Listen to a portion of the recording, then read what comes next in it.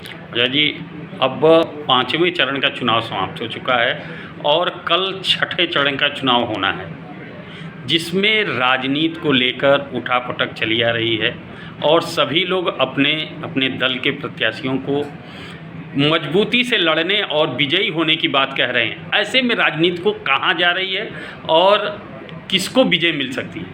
देखिए तिवारी जी, आपने 5 चरण का चुनाव देख लिया और इस 5 चरण में जो तमाम प्रेस से लोगों के रुझान, जनता की आवाज़, इससे इंडिया गठबंधन की सरकार लगभग फाइनल हो गई है, बन गई है।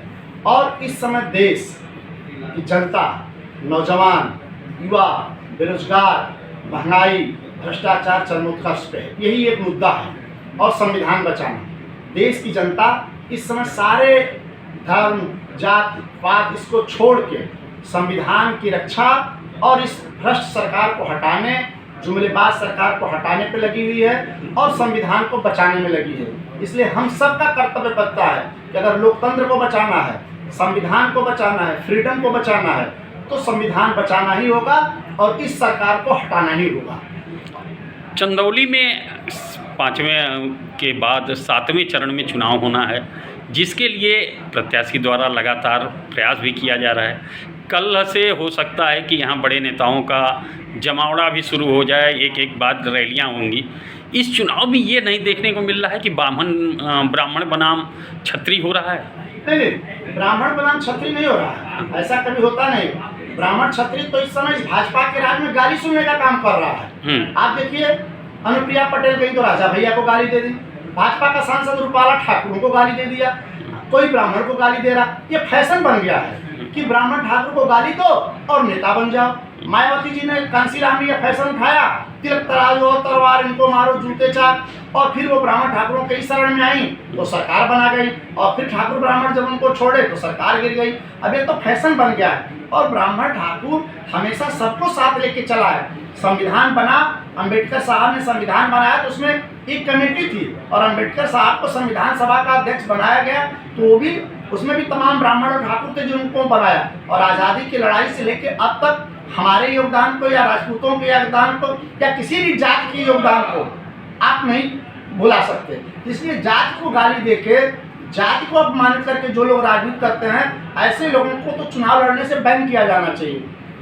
और जहाँ तक चंदौली का सवाल है, चंदौली के सवाल पे यहाँ तमाम बड़े नेता अब आएंगे, योगी जी भी आ रहे हैं, अखिलेश जी भी आएंगे, माननीय रक्षा मंत्री जी भी आएंगे, सब आएंगे। लेकिन चंदौली का मुद्दा क्या है, चंदौली के लोग क्या चाहते हैं, चंदौली की समस्या क्या है, इस पर कोई बात नहीं हो रही है। यहाँ बात रामलला की हो रही है, काशी विश्वनाथ की हो रही है, गाय और गोबर की हो रही है।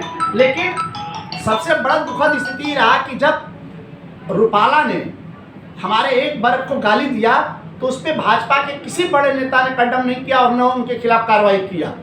हम लोग क्या ऐसे हो गए हैं कि हमें जो आए गाली दे और अपनी राजनीति कर ले? ऐसा नहीं हो सकता।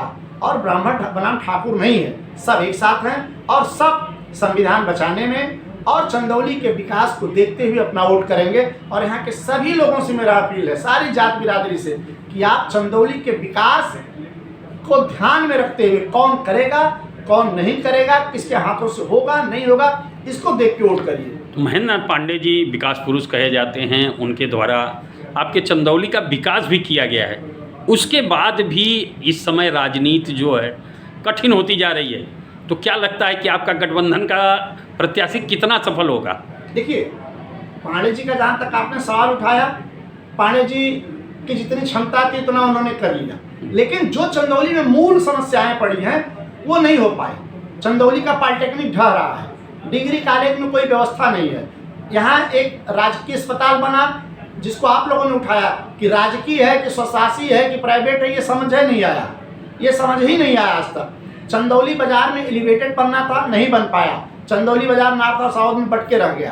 तमाम ऐसी समस्याएं हैं। पॉलिटेक्निक तो यहाँ सबसे ज्वलंत समस्या है, ऐसा नहीं है। और जहाँ तक इंडिया गठबंधन के प्रत्याशी का सवाल है, इंडिया गठबंधन के प्रत्याशी मजबूती से लड़ रहे हैं और वही हमने कहा कि चंदौली की जनता विकास के मुद्दे पे वोट करेगी, संविधान को बचाने के मुद्दे पे वोट करेगी और उसको जो बेहतर लगेगा कि यही इंसान हमारा विकास कर सकता है, यही विकास करेगा, उसको अपना वोट करेगी।